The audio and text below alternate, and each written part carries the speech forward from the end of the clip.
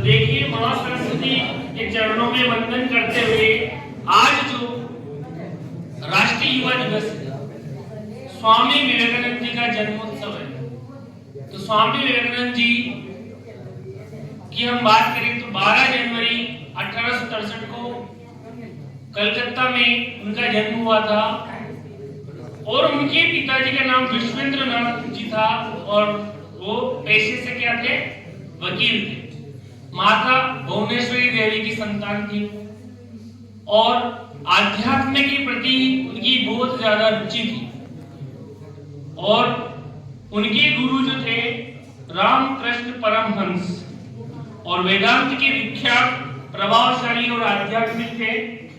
और जो स्वामी विवेकानंद जी है, हमारे राजस्थान की खेतड़ी की जो महाराजा तत्कालीन जो महाराजा अजीत सिंह जी थे, जिन्होंने शिकागो विश्व हिंदू धर्म सम्मेलन जो अमेरिका में हुआ था 1893 में, उस विश्व हिंदू धर्म सम्मेलन के लिए भारत के प्रतिनिधि के रूप में उनका चयन किया गया और भारत की जो संस्कृति है उसको बताने के लिए विश्व के मानचित्र पर, विश्व के पटल पर उसको ले जाने के लिए हमारे भारत की तरफ से शिकागो के धार्मिक सम्मेलन में किनको भेजा गया था, स्वामी विवेकानंद जी। स्वामी जी यहाँ से गए और वहां पे विश्व हिंदू धर्म सम्मेलन, अलग अलग जो संस्कृति के लोग थे, हर संस्कृति के लोग वहां गए थे। तो उन्होंने जब उनका नंबर आया, उनको लास्ट टाइम दिया गया कि भाई आपको भी आपके धर्म की, आपकी संस्कृति के बारे में, इंडिया के बारे में आपको बताना है। तो वहां की जो पब्लिक थी वो क्या कह रही थी, ladies and gents, ladies and gentleman, public इस तरह से संबोधित कर रही थी। लेकिन जब स्वामी जी का नंबर आया, स्वामी जी एक ही कपड़े को लपेटे हुए, उनके जो इस तरह का आप देख सकते हैं, इस तरह की वेशभूषा की, उनको देखिए वहां के जो जेंटल लोग, जो वेस्टर्न कल्चर के लोग हैं, वो हंसने लगे कि इस तरह का ये व्यक्ति यहाँ आया बोलने के लिए। लेकिन देखिए पहला वर्ड उनके मुंह से क्या निकला, मेरे अमेरिकन भाइयों और बहनों। देखिए तो पहले वर्ड से ही लोगों के दिलों में उन्होंने राज कर लिया कि भाई ये बंदा भाइयों बहनों, मतलब इतना लगाव इनकी पहले वर्ड से।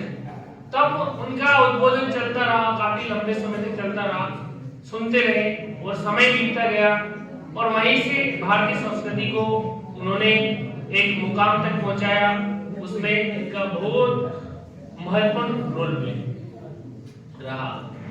स्वामी विवेकानंद जी जो है आध्यात्मिक प्रतिभा के धनी थे और इनके जन्म दिवस को उन्होंने युवाओं के लिए युवा दिवस, राष्ट्रीय युवा दिवस, और जो गवर्नमेंट थे उसने कैरियर डे के रूप में मनाने का संकल्प लिया, निर्णय लिया और आज के दिवस को हम कैरियर डे, राष्ट्रीय युवा दिवस के रूप में मनाते हैं।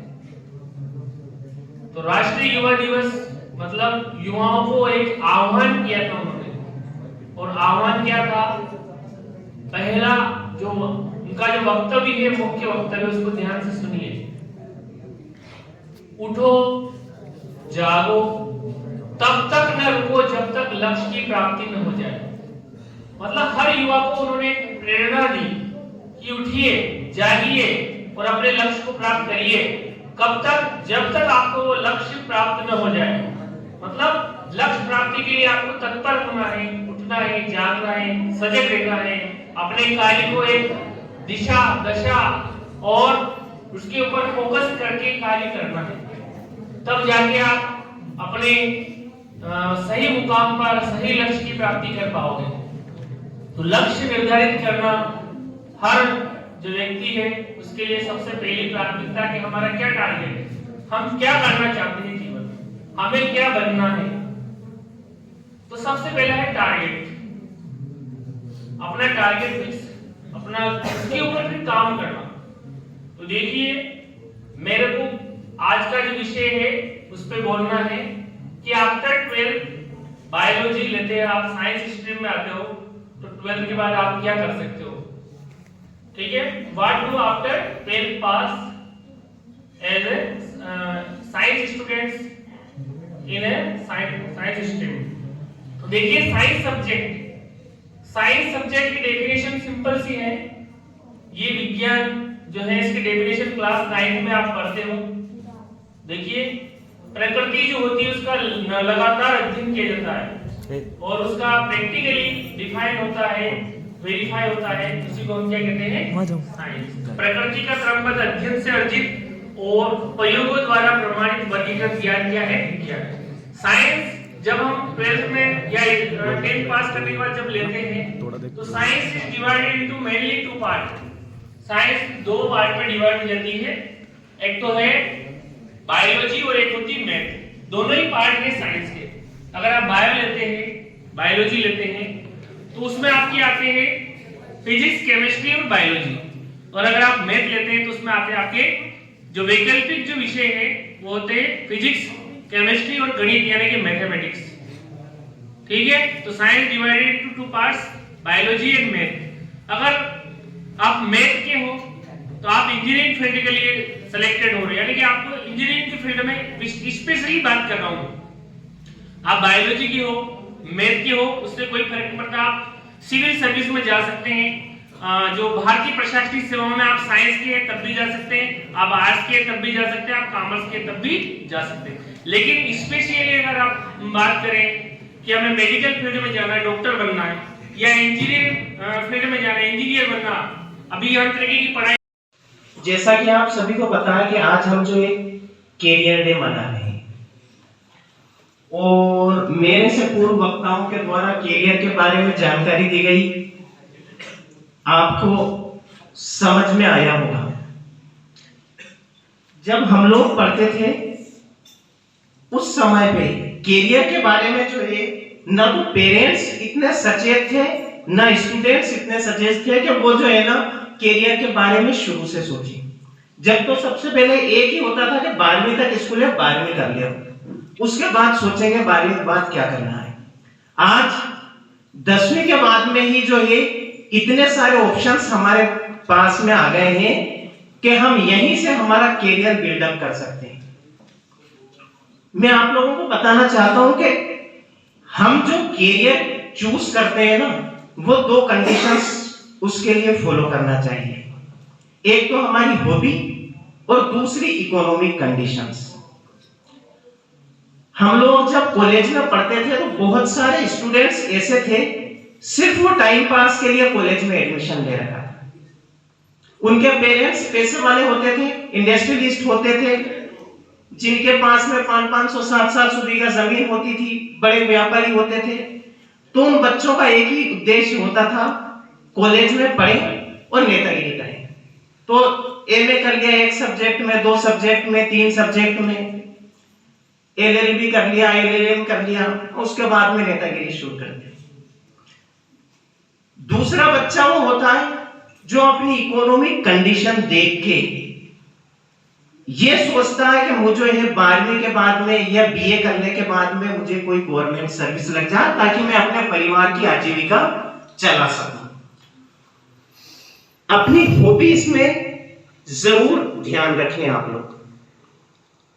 आपकी हॉबी जिस तरफ जा रही है, पेरेंट्स अगर उसके अगेंस्ट आपको बता रहे हैं तो आप उसको फॉलो मत करो। मैं गर्ल्स चौमेला में था, वहां पे एक बच्ची 10th क्लास में, उसके मैथ्स में 100 में से 100 नंबर आए। उसके पेरेंट्स चाहते थे कि 11th क्लास में मैथ्स ले ले और वो बच्ची चाहती थी कि मैं बायो लूं।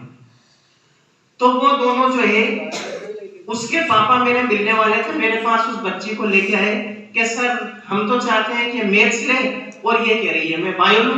बायो में उसके 88 मार्क्स थे और मैथ्स में 100 मार्क्स थे।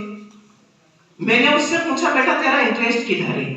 उसने कहा सर मैं तो बायोलॉजी लेना चाहती हूँ। मैंने कहा जब इसका इंटरेस्ट बायो की तरफ है तो आप इसको बायो दिलवाओ। 10th तक ऐसा रहता है कि जो है ना 10th तक आप रट के भी पास हो सकते हैं, लेकिन जैसे ही आप 11th क्लास में आओगे यहां से स्पेसिफिकेशन हो जाएगा, सब्जेक्ट अलग अलग हो जाएंगे। स्पेशली आर्ट्स आप रट के पास कर सकते हो, कॉमर्स लिख के पास कर सकते हो, और साइंस लगातार लिख के पास कर पाओ। एक दिन लिख लिया, 2 दिन लिख लिया, लिखने के बाद में आपको लगातार उसको रिवीजन करना पड़ेगा, तब आप साइंस में पास हो पाओ। इसलिए आप लोगों के लिए जरूरी है कि आप जैसे ही 10th क्लास पास करो, अपनी कंडीशंस के हिसाब से जो है अपना जो है कैरियर चूज करो। 10th के बाद भी बहुत सारे डिप्लोमास हो रहे हैं, जैसा कि पवन जी सर ने बताया, ITIs हैं, पॉलिटेक्निक्स हैं, इसके अलावा जो है आप लोग इसके अंदर पुलिस कांस्टेबल, वन रक्षक, LDCs, इसकी भी तैयारी कर सकते हो और इसकी नौकरी में आप लोग जा सकते हैं। मैं थोड़ा सा जो है यहाँ पे, क्योंकि साइंस फैकल्टी है, तो मैं साइंस बच्चों को 11th और 12th में जो पढ़ रहे हैं उनको थोड़ा सा गाइड करना चाह रहा हूँ कि आप लोग यहीं से 11th में ही जैसे साइंस लेना, आप अपना एम निश्चित कर लो कि भाई हमें जो है मैथ्स वालों को तो इंजीनियरिंग में जाना है और IIT में जाना है, और बायो वालों को जो है मेडिकल साइंस में जाना है, MBBS डॉक्टर बनना है। इसके लिए हमें अभी से कंटिन्यू स्टडी रखना पड़ेगी। क्लासरूम स्टडी के अलावा करीब करीब जो है आपको 10 से 12 घंटे जो है घर पे भी स्टडी करना पड़ेगी, तब जाके आपका सिलेबस कंप्लीट हो पाएगा। अगर इसमें आप नहीं जा पाते तो आप लोगों के लिए जो है दूसरे कोर्सेज हैं, पैरामेडिकल कोर्सेज। पैरामेडिकल कोर्सेज में जाने के बाद में आप लोग जो है कंपाउंडर बन सकते हैं, टेक्नीशियंस बन सकते हैं, एक्सरे टेक्नीशियन, लेबोरेटरी टेक्नीशियंस ये बन सकते हैं। मेडिकल साइंस एक ऐसा कैरियर है कि इसके अंदर बेरोजगारी बिल्कुल नहीं रहती है। आप लोग कोई भी कोर्सेज कर लिया, नर्सिंग कोर्सेज कर लिया या आपने पैरामेडिकल कोर्सेज कर लिया, तो आप लोग जो है अपनी आजीविका का जो है ना घर बैठे चला सकते हैं। ये आप जो है अगर आपका गवर्नमेंट पोस्टिंग हो भी गई तो आप इसमें जो है एक्स्ट्रा इनकम भी गेन कर सकते हो। इसके अलावा जो मैथ्स ले रहे हैं उनको जो है एक ही अपना एम रखना है कि हमें जो है IIT में जाना है, और लगातार पिछले 3 सालों से जो है हमारे स्कूल से एक बच्चा जो है IIT में जा रहा है। इस साल भी मैं उम्मीद करूंगा कि हमारे यहाँ से कोई ना कोई बच्चा IIT में जाए, ताकि हमारे जो स्कूल की परंपरा बनी हुई है वो परंपरा चलती रहे। आगे आप सब लोगों के एग्जाम के लिए मेरी तरफ से बहुत बहुत शुभकामनाएं। Thank you.